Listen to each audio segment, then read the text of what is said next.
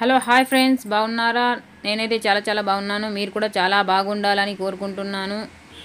గుంత పొంగనాలు చేసుకుంటున్నాను. చూడండి, ఫస్ట్ గిన్నె పెట్టేసుకున్న తర్వాత ఆయిల్ వేసేసుకోండి. ఆయిల్ వేసేసుకున్న తర్వాత హీట్ అయిన తర్వాత జీలకర్ర, ఆవాలు వేసేసుకొని కరివేపాకు వేసేసుకొని కొంచెం ఫ్రై అయిన తర్వాత చూడండి ఫ్రెండ్స్, ఈ విధంగా ఫ్రై అవ్వాలి. ఫ్రై అయిన తర్వాత ఉల్లిపాయలు కట్ చేసి పెట్టేసుకున్నాను. చిన్నగా కట్ చేసి పెట్టేసుకున్న తర్వాత దీని లోపల వేసేసుకొని క్యారెట్ క్లీన్గా తరుక్కొని పెట్టేసుకొని ఉప్పు తగినంత ఉప్పు వేసేసుకొని బాగా కలుపుకోండి. మెత్తగా కొంచెం ఉడికిపోవాలి. ఉడికిపోయిన తర్వాత కొత్తిమీర వేసేసుకొని చాలా బాగా మగ్గనివ్వండి. మగ్గితే చాలా బాగుంటుందండి. ఇది మగ్గిన తర్వాత చూడండి, ఇడ్లీ ఉంటుంది కదా, ఇడ్లీ పిండినే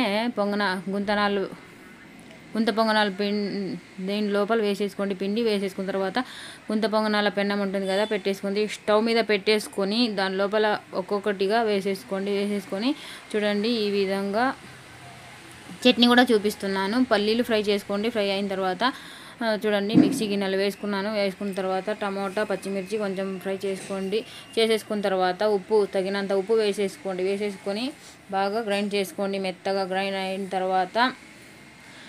అయిన తర్వాత చూడండి ఫ్రెండ్స్, ఈ విధంగా గ్రైండ్ చేసుకోండి. గ్రైండ్ అయిన తర్వాత ప్యాన్ చిన్నది పెట్టేసుకొని ఆయిల్ వేసేసుకోండి. ఆయిల్ హీట్ అయిన తర్వాత జీలకర్ర, ఆవాలు, కరివేపాకు వేసేసుకొని బాగా ఫ్రై చేసుకోండి. ఆయిల్ చల్లగైన తర్వాత చట్నీ వేసేసుకొని ఈ విధంగా చూడండి ఫ్రెండ్స్, చాలా మెత్తగా వచ్చాయి. ఈ వీడియో కనుక నచ్చినట్లయితే లైక్ చేయండి, షేర్ చేయండి, సబ్స్క్రైబ్ చేయండి. Thank you for